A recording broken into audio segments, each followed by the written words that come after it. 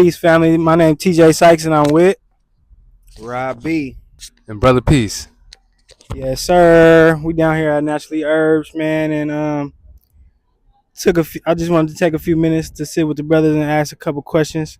First, I want to start off by saying where y'all grew up at. San Francisco, Hunters Point, California, Kirkwood to be exact.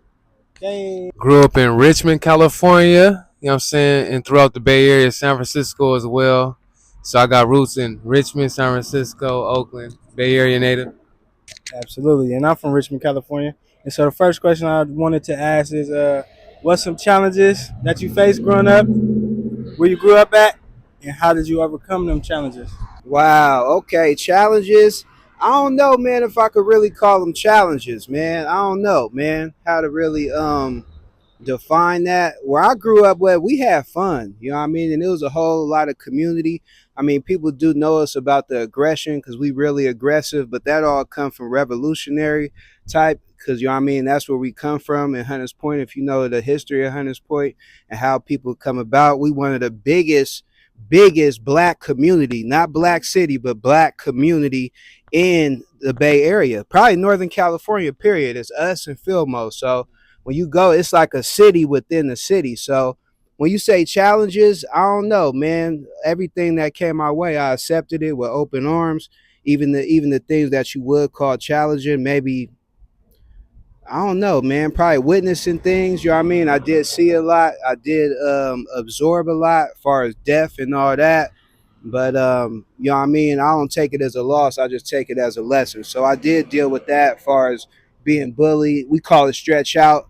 A lot of people in LA, they call it DPN, but in our hood, we call it stretch out. So if you do something wrong in the hood, your ass gonna get stretched out. So you feel me? I got stretched out a few times, you feel me? But I accepted it with all open arms, you know what I mean? So that's about it. Probably just dealing with a whole lot of death, you know what I mean? Dealing with a whole lot of stretch outs, you feel me? Watching people getting popped, losing friends, losing family members.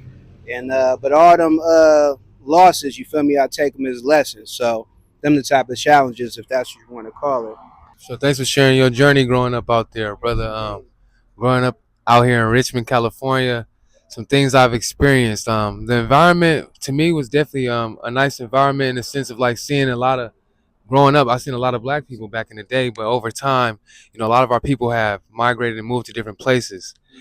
So but when I was younger, I seen a lot of our people, so I felt really connected to the community in that sense. But then over time, they put a lot of guns and drugs in our environment, so that really impacted our environment to where a lot of that stuff was just going on. A lot of drug activity, a lot of reckless violence and stuff like that. So witnessing that was very traumatizing for me, but I didn't resonate with that stuff, so I will always try to find pathways to find my peace and have some fun. So going to play basketball, going to go out into nature and go hiking, um, and just being around my friends and stuff kept me out of trouble.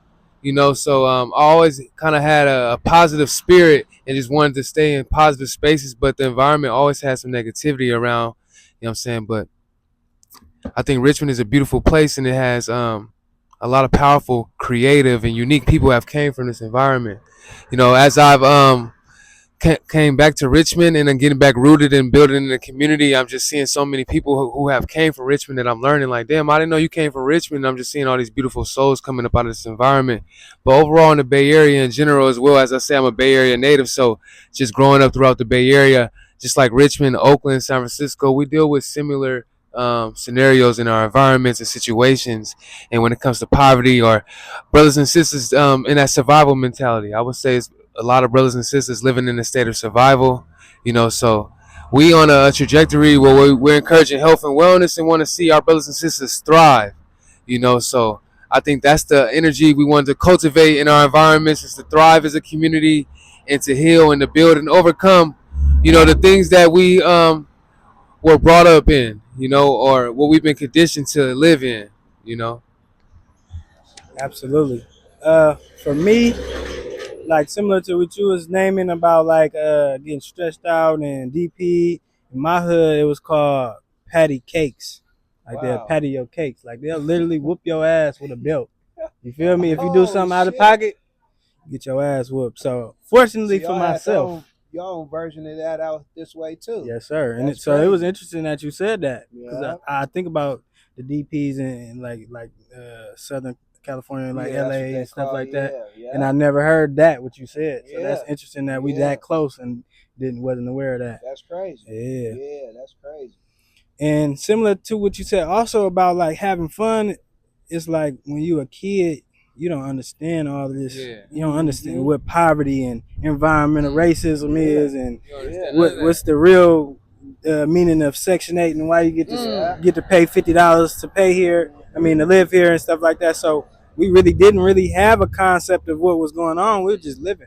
yeah. Just You know living, what I bro. mean? And then as we Absolutely. grew up into adults, we learned these concepts, what these concepts meant, which I think that's what really make us feel suppressed and depressed, just knowing these concepts that somebody created. You know what I Yeah, mean? And so, yeah, appreciate you for that. And yeah. thank you for sharing, bro. Yeah, no, absolutely, man. I want to add one more thing to that too, man. Just far as the fun aspect too, like you were saying, man. When we young kids at that age, growing up in the hood, we not taking in all the struggles that our moms is going through, or whoever your single parent home. We not knowing about all them struggles. So yeah, it was definitely a whole lot of fun, especially for me, because in San Francisco, it's a project city. So I was always universal. I was a universal type of dude, just like how I am now. I'm probably like one of the only Frisco dudes who be coming to the shop like that as much. You know what I'm saying? So I always been universal, man. So I went to school in different districts. You know what I mean? So always I had friends in Fillmore. You know what I mean? I had friends at Army Street projects. I spend the whole summer in their projects and then come back to mine when it's time to go back to school.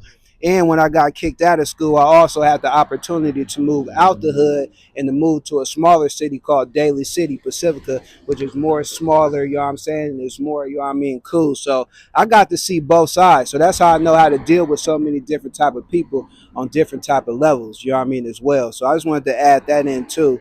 But it's definitely fun.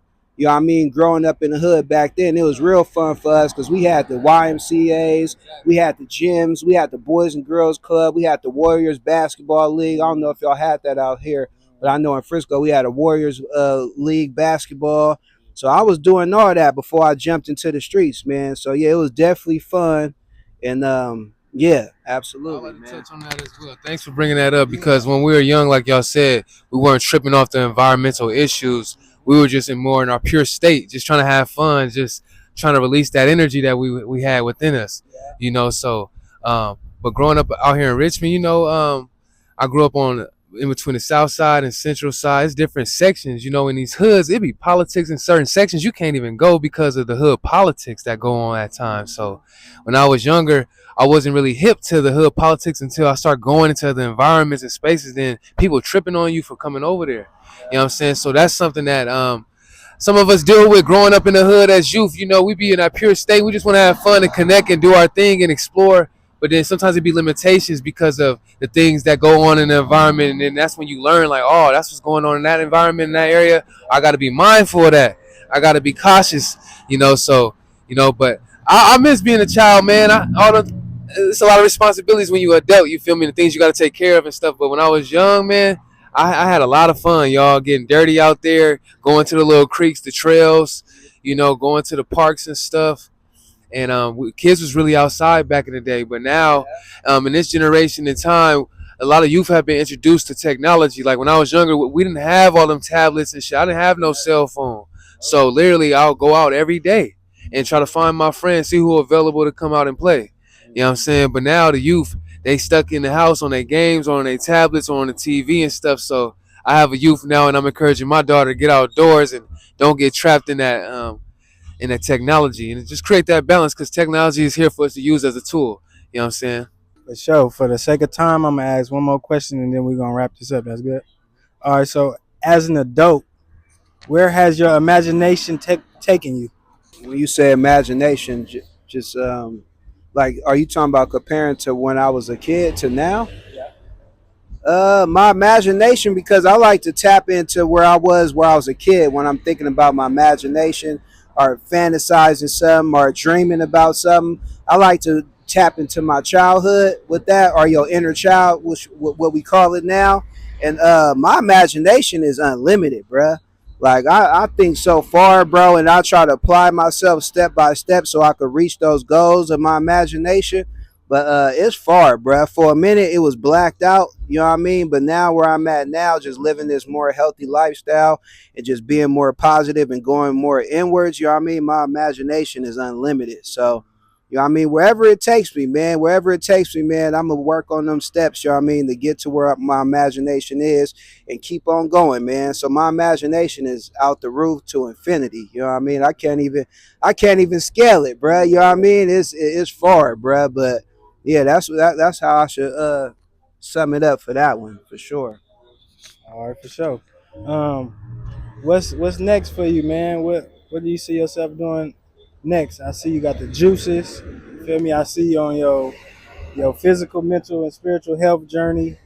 Um, yeah, can we expect something else from you coming soon? Absolutely, man. What you could expect next coming from me, my experience this last 5 years, you know what I mean, with just maintaining and just building my health and wellness journey. I want to share that with others, but I want to share my experience to help others.